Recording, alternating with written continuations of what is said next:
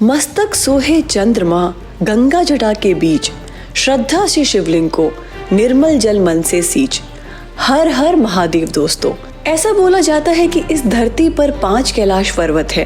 वैसे तो महादेव हर कण कण में बसते हैं, लेकिन इन पर्वतों पर उनका साक्षात वास रहा है। जो मनुष्य इस जीवन काल में इन पर्वतों के दर्शन कर लेता है, उसके समस्त पाप हट जाते हैं और मृत्यु उपरांत मोक्ष की प्राप्ति होती है।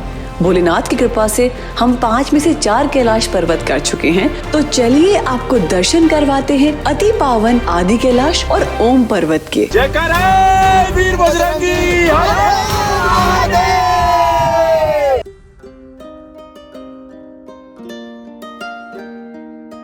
जो लोग इस चैनल से नए जुड़े हैं, उनको बता दें कि हम लोगों ने आदि कैलाश सीरीज को पहले भी चैनल पे अपलोड किया है, लेकिन वो 4 वीडियो की एक कंप्लीट सीरीज है।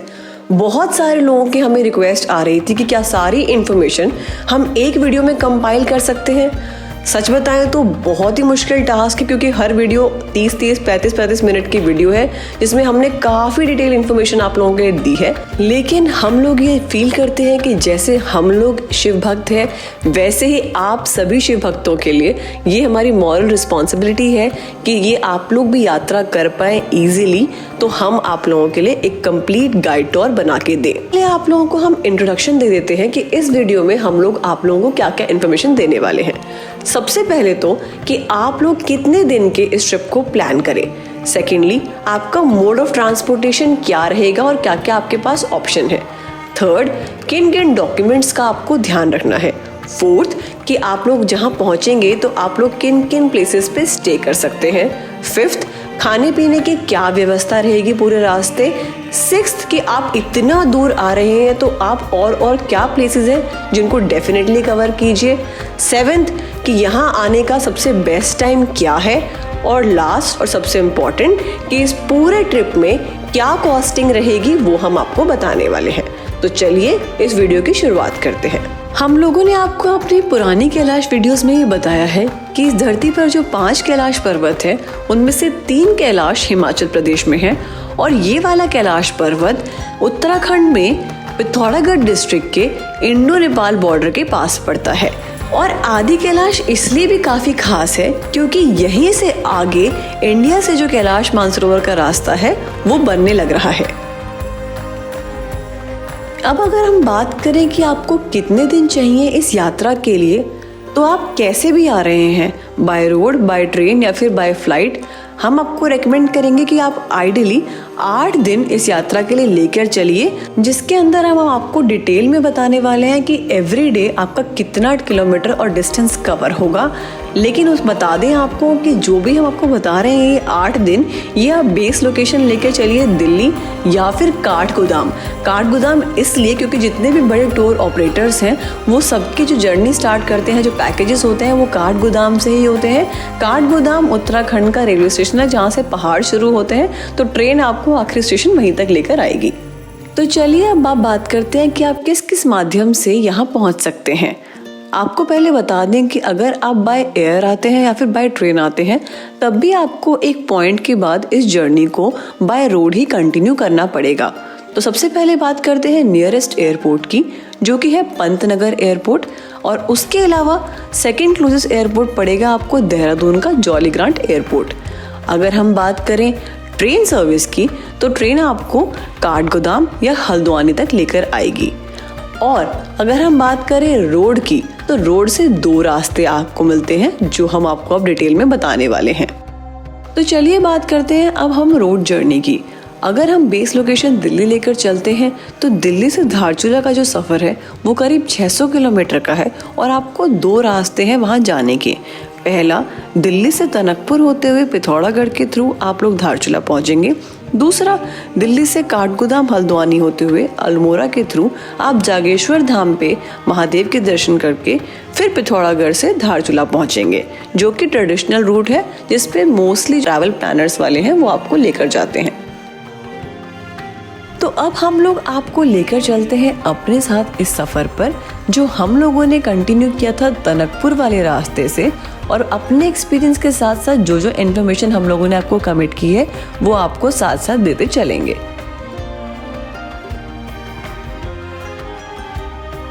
अभी हम लोग हैं टनकपुर से थोड़ा सा आगे। जैसे कि ऋषिकेश तक रास्ता सुबह तक बंद होता है 6 बजे तक, सिमिलरली यहाँ पे भी रास्ता बंद रहता है क्योंकि लैंडस्लाइड होती है रात को, थोड़ा सेफ नहीं होता है।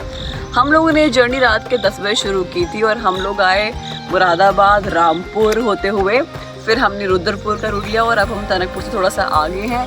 इसी रूट पे आगे जाके हमें मिलेगा लोहाघाट, पिथौरागढ़ और फिर धारचूला, जो हमारी आज की मेन डेस्टिनेशन है।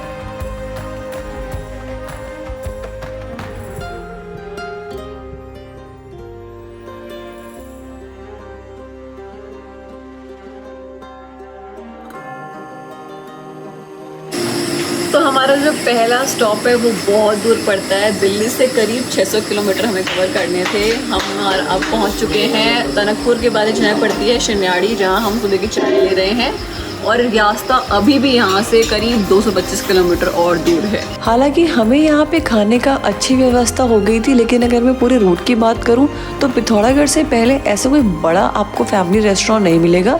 रोड साइड ढाबे ऐसी नॉमिनल रेट्स पे आपको डिसेंट खाना देते मिलेंगे।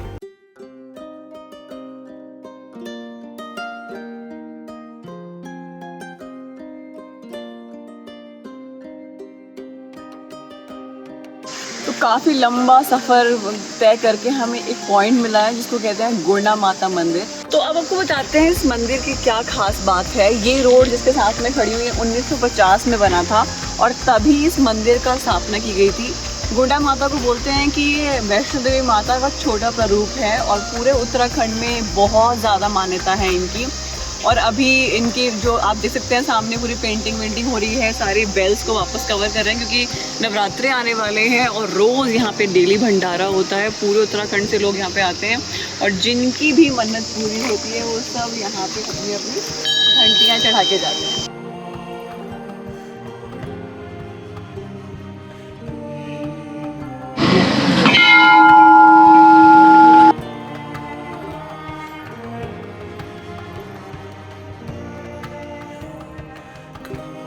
और आखिरकार 2 साल के वेट के बाद इस बेहद ही खूबसूरत जगह पिथौरागढ़ हम पहुंच चुके हैं। अगर आप चाहें तो अपना डे 1 का जो स्टॉप है वो पिथौरागढ़ ले सकते हैं। नॉर्मली अगर आप लोग काफ़ी ओल्ड एज लोगों के साथ ट्रैवल कर रहे हैं या फिर छोटे बच्चों के साथ ट्रैवल कर रहे हैं तो डायरेक्टली धारचूला पहुंचना काफ़ी लंबा हो जाता है एक गो के अंदर। हम लोग हालांकि डायरेक्टली अपना फर्स्ट डे धारचूला ही अपना स्टॉप लेके चले थे। और जैसे कि आप लोग देख सकते हैं हम हैं धारचूला के पेट्रोल पंप पे जिसका नाम है पुनेरा फिलिंग स्टेशन। आपको बता दें कि ये NHPC के सामने है और ये धारचूला का और इस रोड पे आखिरी फिलिंग स्टेशन है, तो आप अपना फ्यूल यहाँ से ज़रूर भरवाएं।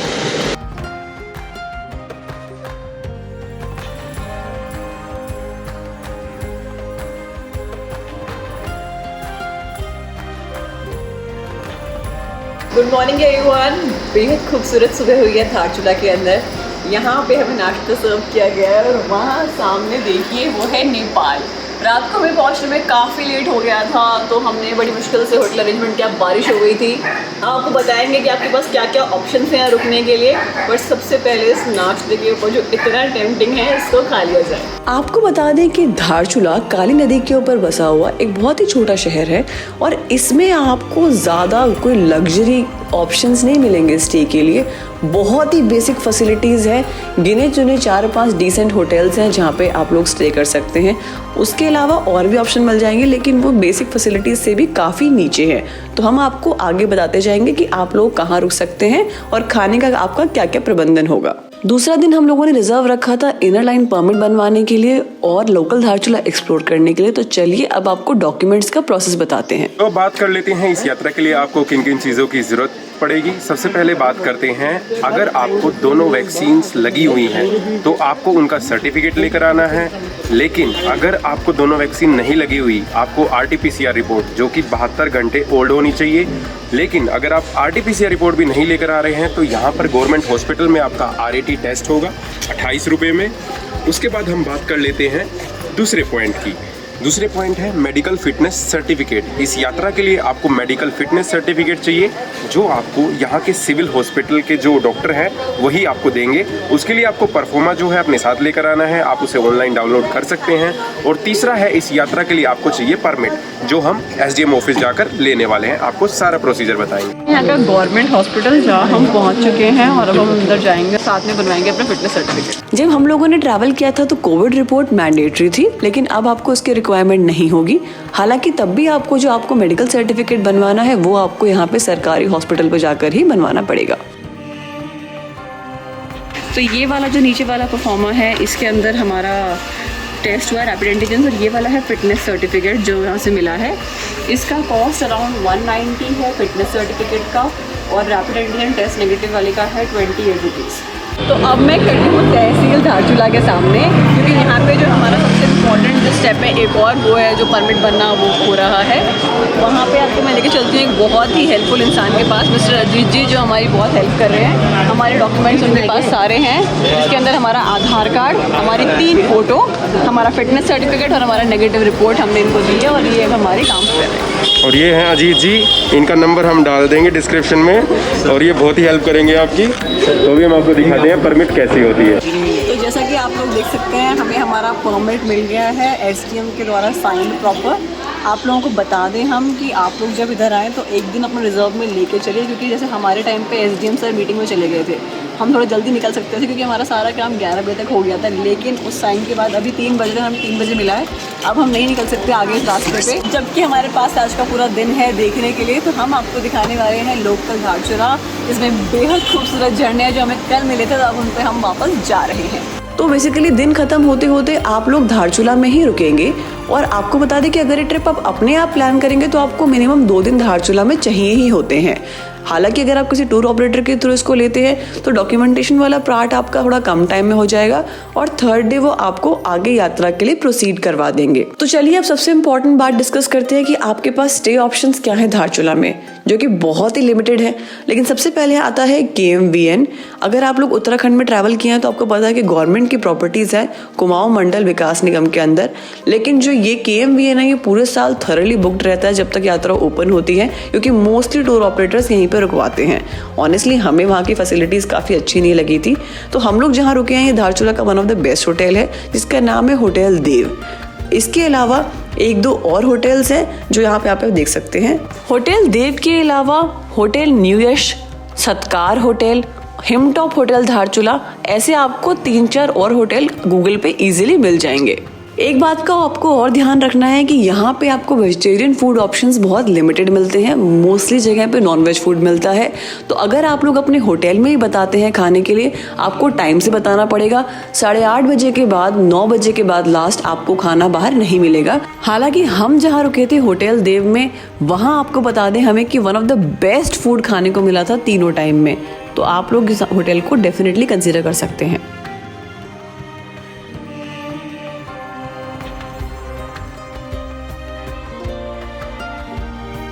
तो अब बात कर लेते हैं कि आप धारचूला के आसपास क्या देख सकते हैं। अभी हम पहले जा रहे हैं वाटरफॉल, जो कि धारचूला से करीब 9 किलोमीटर दूर है। वहां पहुंचने में हमें आधा घंटा लगेगा, और रास्ता कुछ ऐसा है।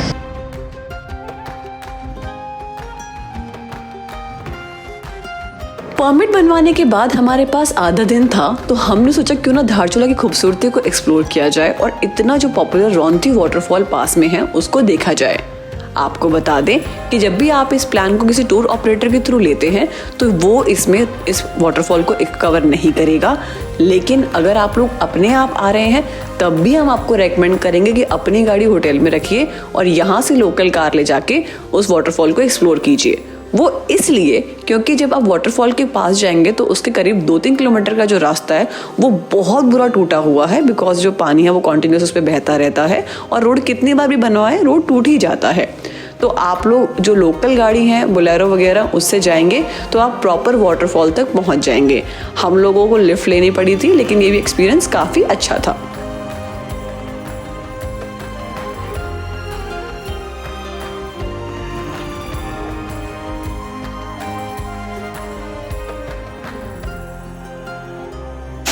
पहुंच गए हैं फाइनली इस पॉपुलर प्लेस पे जहाँ पे कोई नहीं आता है, वहाँ पे हम पहुँचे और बिल्कुल इसके नीचे भीग गए थे हम। बहुत ही अलग वाइब है इसमें। वाटरफॉल पे करीब 1 घंटा स्पेंड करके हम लोग वापस अपने होटल आ गए थे और आप लोग रिलैक्स रहिए, हम लोग एंड तक आपको सारी इन्फॉर्मेशन दे देंगे कि पर डे जहाँ जहाँ हमने स्टे किया उसका कितना कॉस्ट हमें पड़ा। तो चलिए अब डे 3 का सफ़र शुरू करते हैं। तो 2 दिन दारचूला में समय बिताने के बाद आज हम फाइनली लोग चल पड़े हैं अपनी यात्रा के लिए। दिल्ली से जिस गाड़ी में हम लोग धारचूला आए थे वो गाड़ी हम लोगों ने अपने होटल में ही रोक दी थी और उसके आगे जो आदि कैलाश का मेन सफ़र है वो हमने कंटिन्यू किया यहाँ की लोकल कार में, जो कि एक बोलेरो या फिर एक 4x4 या फिर एक कैम्फर होती है। अब आपको बताते हैं कि इसके पीछे का लॉजिक क्या है। जो धारचूला से लेके आदि कैलाश का रास्ता है वो पूरा कच्चा रास्ता था, क्योंकि यही रास्ता जो आगे है ये कैलाश मानसरोवर के लिए जा रहा है, तो इस रोड पे कॉन्टिन्यूस कंस्ट्रक्शन का काम चलता रहता है। हालांकि ये पहाड़ बहुत ही कच्चे पहाड़ है, जिसकी वजह से यहाँ पे लैंडस्लाइड बहुत ज़्यादा होती है और यहाँ पे फंस जाने का मतलब है कि आपको हेल्प के लिए बहुत घंटों वेट करना पड़ेगा। इसलिए आप लोगों को बताएंगे कि आप प्लीज़ रिस्क ना लें, अपनी गाड़ी पार्क करके यहाँ की लोकल कार के साथ ही आगे सफ़र को करें। तो अब हम बैठ चुके हैं आदि जी की बोलेरो में जो हमें लेके जाएंगे आदि कैलाश, और हमारी आज की पहली डेस्टिनेशन है ओम पर्वत और हम सब काफ़ी एक्साइटेड हैं चने खाते हुए। इस रोड पे जो 2 टाइप की 4x4 चलती हैं उसके अंदर होती है पहला वाला वेरिएंट जिसमें सिर्फ लोग बैठ के जाते हैं अराउंड 10 से 15 लोग, और उसकी कॉस्ट होती है अराउंड 45,000 रुपीज़। और दूसरा जो कैंपर चलते हैं जिसके अंदर सामान भी जाता है, जो आदि कैलाश तक की शॉप से रास्ते की उधर तक तो पहुंचाता है, उसमें 4 से 5 लोगों की सिटिंग कैपेसिटी होती है। उसका कॉस्ट था अराउंड 35,000 रुपीज़। तो हम लोगों ने अपना सफ़र कैंपर में कंटिन्यू किया था। रास्ता जो है बेहद ही ज़्यादा खूबसूरत है और खतरनाक भी कह सकते हैं, और रास्ते में इतने ज़्यादा वाटरफॉल्स हैं जो मैंने शायद सच पास जब क्रॉस किया था उस टाइम पर भी नहीं देखे थे, आपको दिखाते हैं।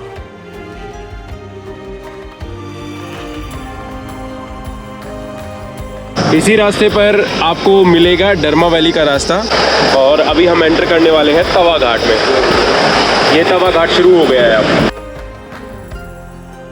अगर आप लोगों के पास बफर डे है तो हम आपको रेकमेंड करेंगे कि डरमा वैली को ज़रूर एक्सप्लोर कीजिए। वहाँ से आपको पंचाचूली बेस कैंप के पास तक जाने का मौका मिलता है और बहुत ही खूबसूरत नज़ारे देखने को मिलते हैं। तो यहाँ पर आप गाड़ी का रिस्क मत लीजिए, 4x4 लेकर आइए, क्योंकि बारिश का सीजन है, कभी भी लैंडस्लाइड हो सकती है, आपकी गाड़ी फंस सकती है। 4x2 को अवॉइड ही करिए। तो यहाँ आने का बेस्ट टाइम क्या है? ऑनेस्टली स्पीकिंग रास्ता इतना खूबसूरत है कि ग्रीनरी के टाइम यहाँ की ब्यूटी एक्सप्लोर करना एक अलग ही अनुभव है। उसके लिए आप लोग मई जून में यहाँ पे आइए जब यात्रा जस्ट ओपन होती है। जुलाई अगस्त को बिल्कुल अवॉइड कीजिए क्योंकि उस टाइम पे बहुत ज़्यादा लैंडस्लाइड होती है बारिश की वजह से। सितंबर अक्टूबर में बहुत अच्छा टाइम है आने के लिए। लास्ट 2 साल से जो लोग ऑलमोस्ट अक्टूबर एंड में जा रहे हैं वो लोग काफ़ी ज़्यादा फंस रहे हैं। इनफैक्ट 2 बार रेस्क्यू टीम्स को भी एंगेज करना पड़ा है लोगों को बचाने के लिए। तो आप जब भी निकले टेम्परेचर को, वेदर को देखकर ही निकले। अभी हम लोग पहुंच चुके हैं पांगला, और इन केस अगर आप लोग दारचूला से खाना खाकर नहीं आते हैं तो आप पांगला में आपको खाने के लिए शॉप्स मिल जाएंगी। यहाँ पहुंचने में आपको करीब 1 घंटा लग जाएगा दारचूला से। तो अभी हम यहाँ पर दाल चावल खा रहे हैं।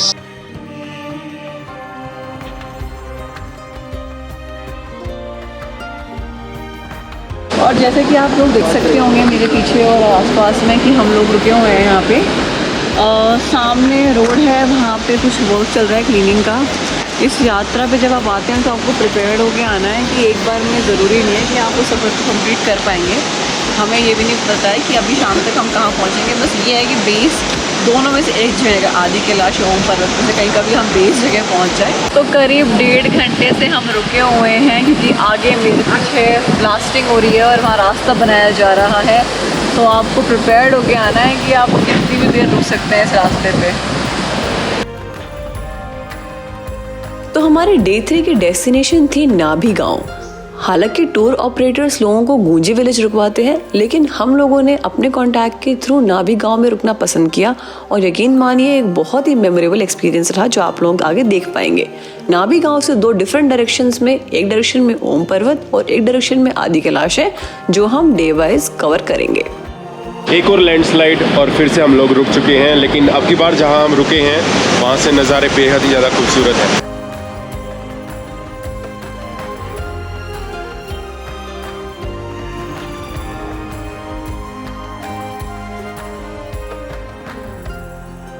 फाइनली हम लोग पहुंच गए हैं गर्मियांग। आज जितनी भी गाड़ियां थी जो उन्होंने हमारे साथ स्टार्ट किया था, सबकी सब लेट है क्योंकि रास्ते में इतनी लैंडस्लाइड थी।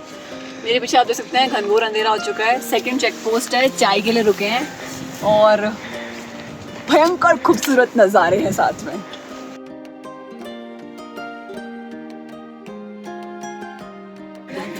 तो हम एक 150 साल पुराने घर के सामने कर रहे हैं बॉनफायर और ये पूरा एक्सपीरियंस अपने आप में बेहद अद्भुत है। मैं गारंटी कर सकती हूँ कि किसी ने इतना लाजवाब खाना, इतना अच्छा एक्सपीरियंस ओम पर्वत और आदि कैलाश को ट्रिप पे नहीं किया हुआ जो हम एक्सपीरियंस कर रहे हैं। बहुत ही फॉर्चुनेट है। चौथे दिन की शुरुआत होती है जहां आपको लेके जाया जाता है ओम पर्वत। आपको बता दें कि ओम पर्वत 6000 मीटर की हाइट के ऊपर इंडो नेपाल बॉर्डर पे जो माउंटेन है, जिसका 74% जो हिस्सा है वो नेपाल में है और 26% जो हिस्सा है वो इंडिया की तरफ है।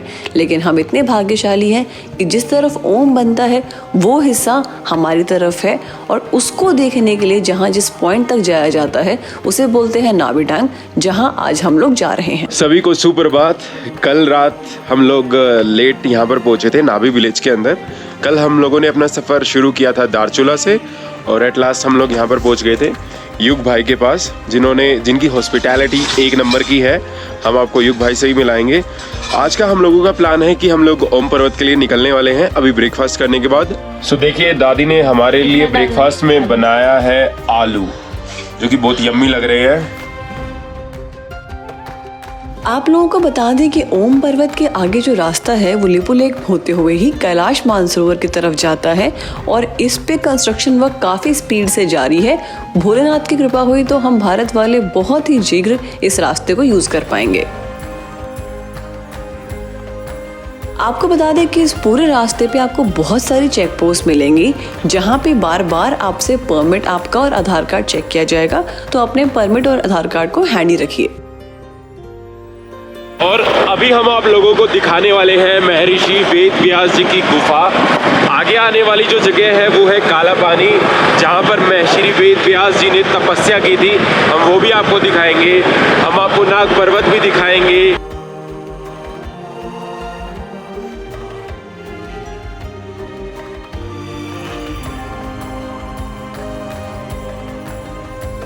जो आपको फ्लैग दिखाई दे रहा है वो है महर्षि व्यास जी की गुफा।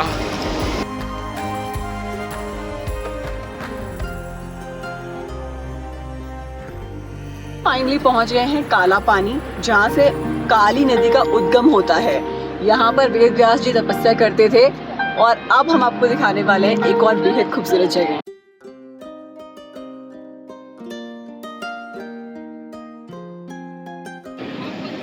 तो वो जगह हैं जो मैं देख रही हूँ और जहाँ पे मेरी नजरें टिकी हुई हैं, जो सबसे ऊंची चोटी है सामने, वो कहलाती है नाग पर्वत। सामने है गणेश पर्वत।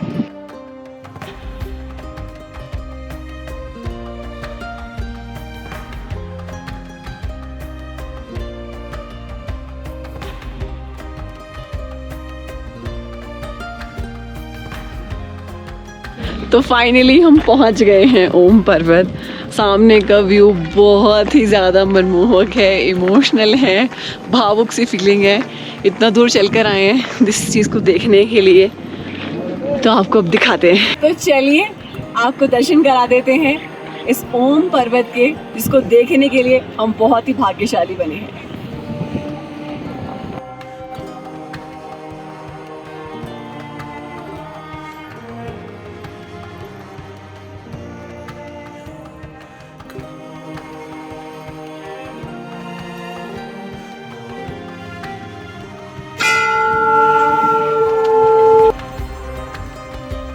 नाभी विलेज में बेहद ही ज़्यादा खूबसूरत मंदिर है।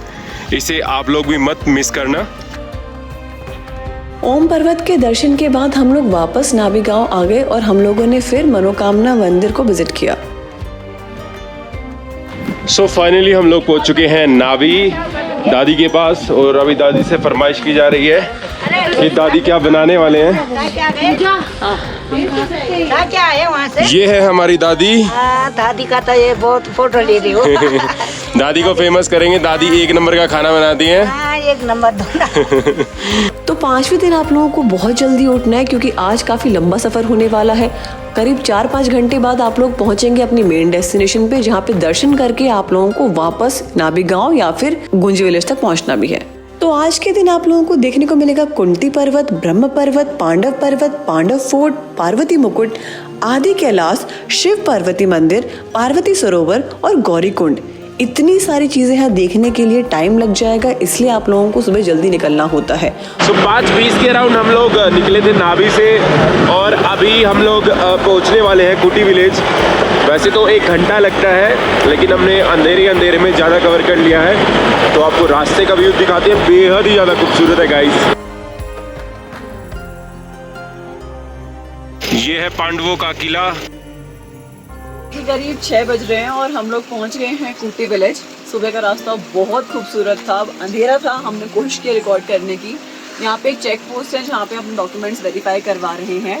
उसके अलावा अभी सनराइज हो चुका है पीछे टीप के ऊपर और चारों तरफ लाइट का बेहद खूबसूरत डिस्पर्शन हो रहा है। तो कुटी गांव के अंदर करीब आपको 20 से 30 घर मिल जाएंगे। हम लोगों ने अपना स्टे नाभियांग में किया था क्योंकि वहाँ पे हमें खाने की फैसिलिटी और हॉस्पिटैलिटी बहुत अच्छी लगी थी। जो एक चैलेंज है जो कुटी गांव में है वो ये है कि टॉयलेट फैसिलिटीज़ यहाँ कम है, लेकिन अगर आप लोग ठंड बेयर कर सकते हैं तो डायरेक्ट स्टॉप हम रेकमेंड करेंगे कि आप लोग जोलिंगोंग में करें क्योंकि वहाँ का सनराइज़ बेहद खूबसूरत होता है। अभी जैसे हम देख रहे हैं कि वाइट बिल्कुल स्नो पे जब लाइट पड़ रही है तो कितना सुंदर है। तो सोचिए आदि कैलाश में उस सुबह की येलो ब्राइट ऑरेंज लाइट कितनी सुंदर लगती होगी।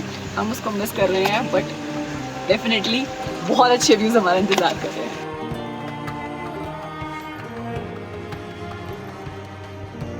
आप लोगों को सुबह जल्दी इसलिए भी निकलना है क्योंकि आदि कैलाश पर्वत पे दोपहर के बाद काफी ज्यादा बादल आ जाते हैं, मौसम बिगड़ जाता है, जिसकी वजह से आपके दर्शन रह सकते हैं।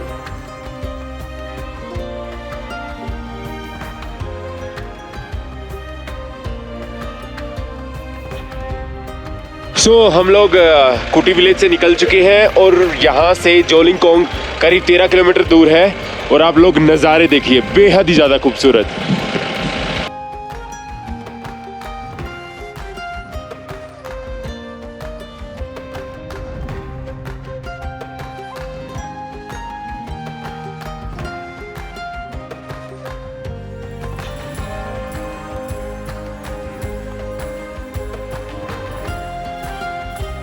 हालांकि जोलिंगकोंग में भी आपको रुकने के लिए कैंप्स हैं, लेकिन वहाँ पे बिल्कुल फैसिलिटी नहीं है और इतनी ज़्यादा ठंड होती है कि रात निकालना काफ़ी ज़्यादा मुश्किल होगा, स्पेशली ओल्ड एज लोगों के लिए और यंग बच्चों के लिए। दूसरा कि जो पूरी ट्रिप है उस पर जो कॉस्ट पड़ता है वो करीब 1000 से 1500 रुपये पर पर्सन पड़ता है पर डे का। लेकिन जोलिंगकोंग में जो रेट्स हैं वो ऑलमोस्ट डबल है क्योंकि वहाँ तक फैसिलिटी अवेलेबल कराना काफ़ी कॉस्टली पड़ता है।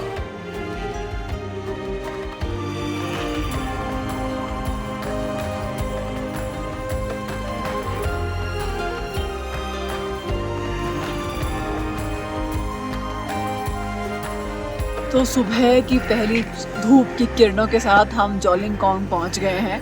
चेक पोस्ट पे हमारी अभी एंट्री हुई है, हमारे डॉक्यूमेंट्स चेक हुए हैं, हमारी गाड़ी अब पहुंचने वाली है डायरेक्ट कैलाश मंदिर तक, आदि कैलाश तक। बहुत एक्साइटेड हैं हम लोग, ठंड भी एकदम A1 है।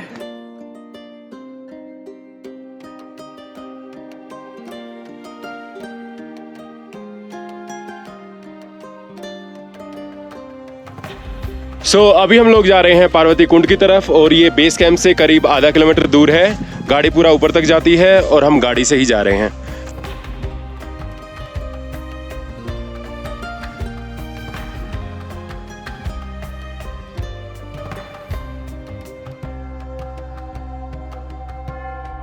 मंदिर में जाने से पहले आपको हाथ मुंह धोना बहुत ज़रूरी है पार्वती कुंड में। तो अभी हम हाथ मुंह धो लेते हैं और उसके बाद मंदिर में दर्शन करने जाएंगे।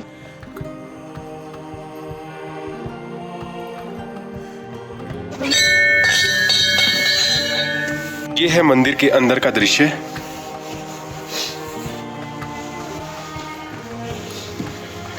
हर हर महादेव।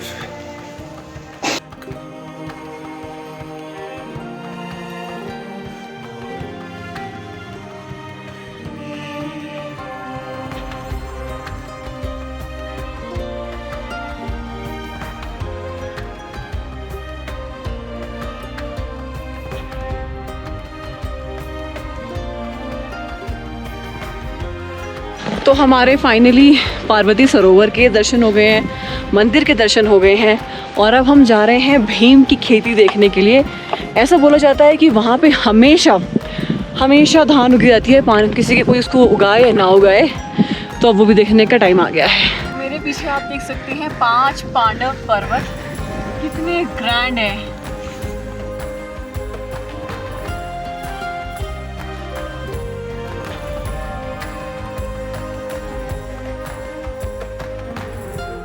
ये है भीम की खेती और मेरे पीछे है साक्षात महादेव। ऐसा लग रहा है मानो सारा इतिहास ही एक जगह में समा गया है। अब ये देखिए, ये है भीम की खेती। यहाँ पर धान उगाए थे उन्होंने और आप देख सकते हैं कि इतनी ऑल्टीट्यूड पे धान उगे हुए हैं। ये अपने आप में एक चमत्कार है।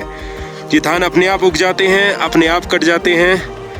ये भी एक रहस्यमय चीज है और रहस्यमय हो भी क्यों ना हो, सामने आप देखिए महादेव जी खुद जो बैठे हैं। और अभी भीम की खेती के बाद आगे ही हम लोग चल पड़े हैं गौरीकुंड को देखने के लिए। यहाँ से गौरीकुंड का सफ़र करीब 1 घंटे तक का रहेगा। तो चलो आपको गौरीकुंड भी दिखाते हैं।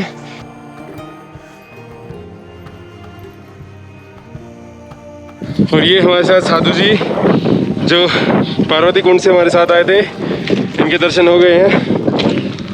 कैसा लग रहा है आपको यहाँ पर आकर? बहुत सुंदर लग रहा है। देखिए साइन बोर्ड, गौरीकुंड हम लोग पहुँच चुके हैं।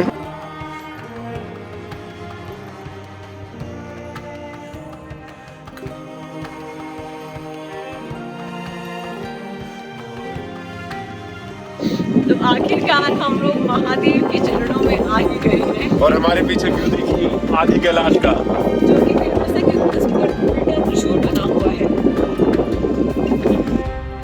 तो चलिए पीछे सभी भक्तजन आ गए हैं, आगे का सफर जारी करते हैं।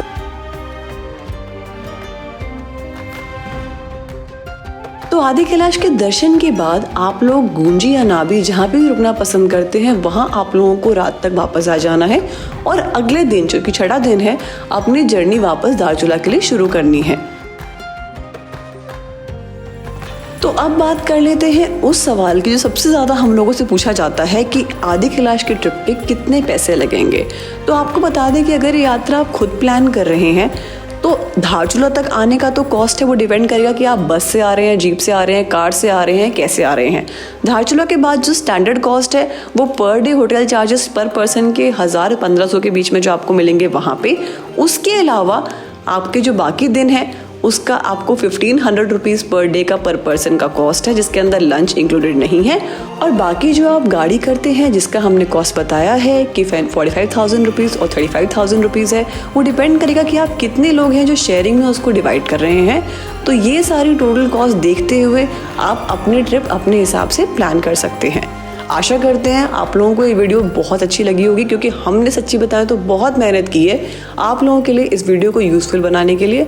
तो जो भी आपके नोन में इस साल आदि कैलाश यात्रा का प्लान कर रहे हैं उनके साथ इस वीडियो को ज़रूर शेयर कीजिए। हर हर महादेव।